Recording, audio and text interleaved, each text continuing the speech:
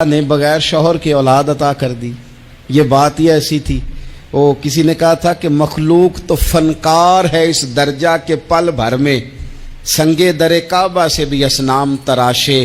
تم کون ہو کیا چیز ہے داغ کبابی. لوگوں نے تو مریم پہ بھی الزام تراشے. تو لوگوں نے کہا کدھر سے لے آئی بچہ, تیرا باپ تو ایسا نہیں تھا, کہاں سے لے آئی. اللہ کرے میں آپ کو سمجھا سکوں, ذرا اپنے آپ کو وہاں کھڑا کریں کہ ایک پاک باز عورت, پاک باپ کی بیٹی, طیب ماں کی بیٹی اور اللہ کے گھر میں پرورش پانے والی خاتون, ایک وہ وقت اور ایک یہ وقت کہ اس عورت کو کٹہرے میں کھڑا کر کے پوچھا جا رہا ہے کہ معاذ اللہ تیری گود میں بچہ جائز نہیں ہے, کہاں سے لائی ہے. اب خود سے صفائیاں بندہ کتنی کو دے, کتنی کو وضاحتیں کرے. اور میں نے تو اپنی زندگی میں دیکھا ہے زیادہ وضاحت دینے والے کو بھی لوگ جھوٹا سمجھنے لگ جاتے ہیں. زیادہ وضاحت دینے پر بھی لوگ کمزوری کا اظہار سمجھتے ہیں کہ کمزور پڑ گیا. آپ صلح کی کوشش کرتے ہیں, سامنے والا بزدل سمجھ لیتا ہے. زیادہ وضاحتیں بھی کمزور کر دیتی ہیں. اب حضرت مریم کو کٹہرے میں کھڑا کر کے کہا بچہ کس کا ہے,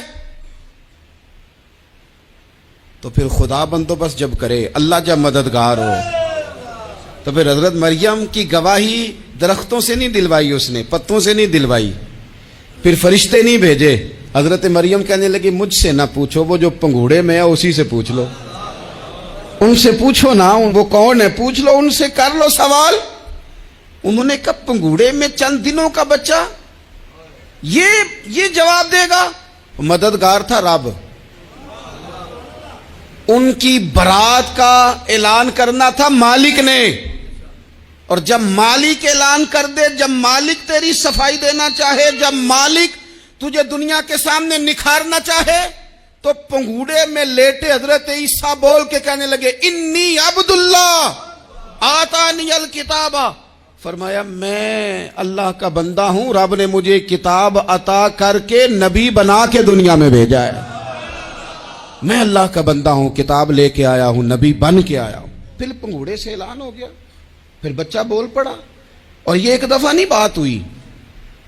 یہ بنی اسرائیل میں ایک جریج نام کے شخص بھی تھے جو نماز پڑھ رہے تھے. بعض نے لکھا ہے نفل نماز تھی. اماں نے پکارا تو آئے نہیں, تو ماں کے منہ سے نکل گیا تو اتنی دیر تک مرے گا نہیں جب تک کسی بے حیا عورت کا منہ نہ دیکھ لے. تو وہ عبادت گزار تھے, لیکن لوگوں نے ان کی عبادت, ریاضت, پرہیزگاری کو نہیں دیکھا. بس ایک عورت کو بھیج کے الزام لگوا دیا. وہ عورت آیا جایا کرتی تھی, اب آ جاتی ہیں عورتیں, مسئلہ پوچھنے کی نیت سے بھی آ جاتی ہیں. ماحول میں کچھ جگہ ایسی بھی ہیں جہاں عورتیں دم کرانے کے بہانے آ جاتی ہیں. وہ خاتون آتی جاتی تھی اس خانقاہ پہ, آستانے پہ, یہ بخاری میں موجود ہے. پھر اس نے کہا میری گود میں جو بچہ ہے یہ انہی کا ہے. مجھے بتائیں کیسے بندہ وضاحت دے. حالات خراب ہو گئے, لوگ کٹیا جلانے لگے, ماحول اور طرح کا بن گیا. میرے نبی پاک علیہ الصلوۃ والسلام فرماتے ہیں پھر اس رب کے بندے نے کہا مالک تو کریم ہے, تیری مشیت کا تقاضا آیا جو میری ماں نے جملے بولے تھے, پر اب میں وضاحت دینے کے قابل نہیں رہا. اب تو ہی کرم کرے گا تو دروازہ کھلے گا. تو وہ چند دنوں کا بچہ پنگوڑے میں بول کے کہنے لگا میں اس درویش کا نہیں, میں تو فلانے چرواہے کا بچہ ہوں, وہ جو بکریاں چراتا ہے. انسان زندگی میں جب جدوجہد کرتا ہے, کوشش کرتا ہے, وہ بہت سارے دنیاوی اسباب اختیار کرتا ہے. جتنی عقل اللہ نے دی ہوتی ہے اس عقل کا بھی وہ استعمال کرتا ہے. کوشش کرتا ہے کہ کچھ اچیو کر سکے زندگی میں, کچھ مقاصد کا حصول اسے میسر آئے. عزیز بھائیوں, ایک بات اپنے ذہن میں اچھی طرح بٹھا لیں اور لکھ لیں کہ زندگی میں جو کسی بندے کو کامیابی حاصل ہوتی ہے وہ رب تعالیٰ کی مدد سے حاصل ہوتی ہے. اگر رب تعالیٰ مددگار ہو تو پھر کوئی چیز بھی رستے میں رکاوٹ نہیں بنتی. اور اگر مالک کریم کو منظور نہ ہو تو انسان بہترین سیاستدان ہو, اچھا ایڈمنسٹریٹر ہو, اس کا ذہن بڑی وسعت رکھتا ہو, بڑی اچھی پلاننگ کرنا جانتا ہو, سارا کچھ ہو, تو بندہ ناکام ہو جاتا ہے. مسلمانوں کو جتنی کامیابیاں ملیں ان کا پس منظر صرف اتنا تھا کہ اللہ تبارک و تعالی نے اپنے بندوں کی مدد فرمائی.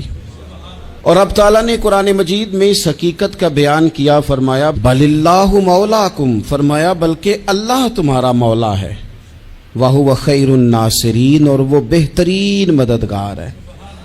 وہ جو رب تمہارا مولا ہے وہ بہترین مددگار ہے، اور اگر وہ مدد کرے تمہاری، سورہ آل عمران میں آگے جا کے ارشاد فرمایا اگر اللہ مدد کرے تو پھر تم پر کوئی غالب نہیں آ سکتا، اور اگر وہ تمہاری مدد چھوڑ دے تو پھر کوئی تمہاری مدد کر سکتا، کوئی مدد نہیں کر سکتا۔ بدر کی جنگ بھی اور فتح مکہ بھی رمضان المبارک میں ہوا ہے۔ میں دونوں پر غور کر رہا تھا تو ایک نیا مضمون میرے ذہن میں آنے لگا۔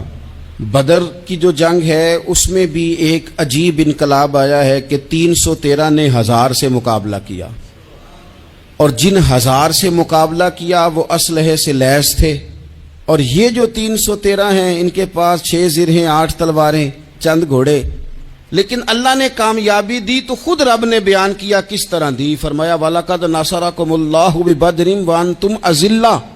وہ کامیابی اس طرح ملی ہے کہ رب نے تمہاری مدد کی تھی، تم تو کمزور تھے، اللہ نے بدر میں تمہاری مدد کی، تم جیت گئے۔ وَلَقَدْ نَصَرَكُمُ اللَّهُ بِبَدْرٍ وَأَنْتُمْ أَذِلَّةٌ، اللہ نے بدر میں تمہاری مدد کی، تم تو کمزور تھے۔ پھر فتح مکہ نصیب ہوئی تو اس میں بھی بہترین منصوبہ بندی نبی پاک علیہ السلام نے فرمائی، بہترین حکمت عملی حضور نے اپنائی، لیکن ہمیں جو اللہ رسول نے بات سمجھائی وہ کیا ہے؟ اذا جاء نصر اللہ والفتح، فرمایا جب اللہ کی مدد آئی اور فتح نصیب ہو گئی۔ یہ اللہ نے مدد فرمائی تمہاری، یہاں بھی فتح مکہ بھی اللہ کی مدد سے، جنگ بدر بھی اللہ کی مدد سے۔ وہ جو مدد ہے اللہ تعالیٰ کی، جب وہ ہم یہ کرتے ہیں کہ ہم اپنی ساری زندگی سیاست کی نظر کر دیں، ہماری سیاست صرف ملک میں نہیں ہوتی، ہماری سیاست خاندان میں بھی ہوتی ہے، ہم گھر کے اندر بھی سیاست کرتے ہیں، ہم کسی خاص طریقے سے لوگوں کو اپنے پیچھے چلانا چاہتے ہیں، ہم ایک خاص اسلوب اختیار کرتے ہیں کہ لوگ ہمارے پیچھے چلیں۔ اس کا نقصان ہمیں یہ ہوتا ہے کہ سیاست جو ہوتی ہے یہ شطرنج کے ہیر پھیر کی طرح ہوتی ہے، تو اس کے راز بڑی جلدی کھلنے لگ جاتے ہیں، پتہ چل جاتا ہے کہ بندہ مخلص نہیں تھا، سیاست کر رہا تھا، طریقے سلیقے سے اس نے جوڑ کے رکھا ہوا تھا۔ ہم ہر جگہ سیاست کے بل بوتے پر چیزوں کو لے کے چلنا چاہتے ہیں، سیاستیں ناکام ہو جاتی ہیں، سیانے لوگ فیل ہو جاتے ہیں، بچتا صرف وہی ہے جس کے پیچھے رب تعالیٰ کی مدد شامل حال ہوتی ہے۔ اپنی زندگی کے اندر ہم جو کچھ بھی کر رہے ہیں، جس شعبے سے بھی ہمارا تعلق ہے، آج ہم نے اس بات پہ غور کرنا ہے کہ پہلے تو یہ غور کر لیں کہ جو کام ہم کر رہے ہیں کیا وہ کام ایسا ہے کہ اس میں اللہ کی مدد ہمیں ملے گی؟ اگر آپ کوئی معاذ اللہ ناجائز کام کر رہے ہیں، فعل حرام کا ارتکاب کر رہے ہیں، تو اس میں تو مدد الہی آئے گی نہیں۔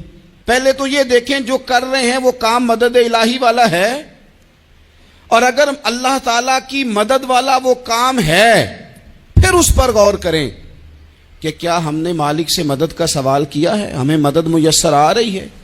وہ میں نے بزرگوں سے ایک بات سنی تھی، وہ بڑی یاد رہ گئی۔ وہ فرمایا کرتے تھے قابلیت بھی بڑی چیز ہے لیکن قبولیت سب سے بڑی چیز ہے۔ قابل ہونا بھی بڑی بات ہے لیکن زیادہ بڑی بات یہ ہے کہ اس کی بارگاہ میں قبول بھی ہے کہ نہیں۔ اپنی زندگی میں اللہ کی مدد کی طرف بڑھیں، مالک کی مدد کا حصول اختیار کرنے کی کوشش کریں، اللہ کے ساتھ اپنے آپ کو جوڑیں۔ اگر اللہ کی مدد نصیب ہو، یہ جو ہم جتنا ڈرتے رہتے ہیں، سہمے رہتے ہیں، پریشان رہتے ہیں کوئی کیا کر دے گا، ہمارے ہاں نا ہر شعبے میں معاذ اللہ ایک مافیا ہے، الا ماشاء اللہ۔ وہ مافیا کہتا ہے میرے ساتھ ملو گے تو میں چلنے دوں گا ورنہ میں نہیں چلنے دوں گا، مارکیٹ میں آ ہی نہیں سکتا فلانا بندہ کیونکہ یہاں ہمارا قبضہ ہے۔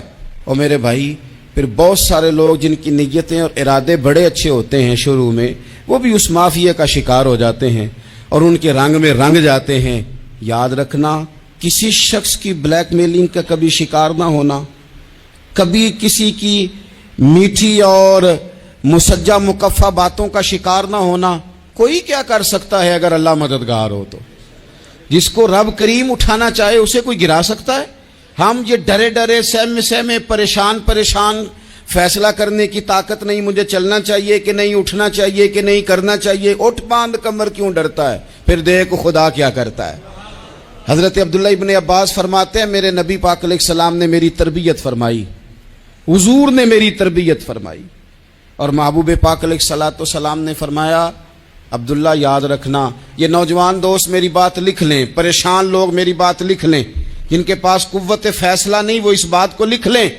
حضرت عبداللہ ابن عباس فرماتے ہیں میرے نبی پاک علیہ السلام نے مجھ سے فرمایا تھا عبداللہ سن، اگر ساری دنیا مل کے تیرا کوئی نفع کرنا چاہے کر نہیں سکتی جب تک میرے رب کی رضا نہ ہو، اور فرمایا ساری دنیا مل کے تیرا کچھ بگاڑنا چاہے تو عبداللہ بگاڑ نہیں سکتی جب تک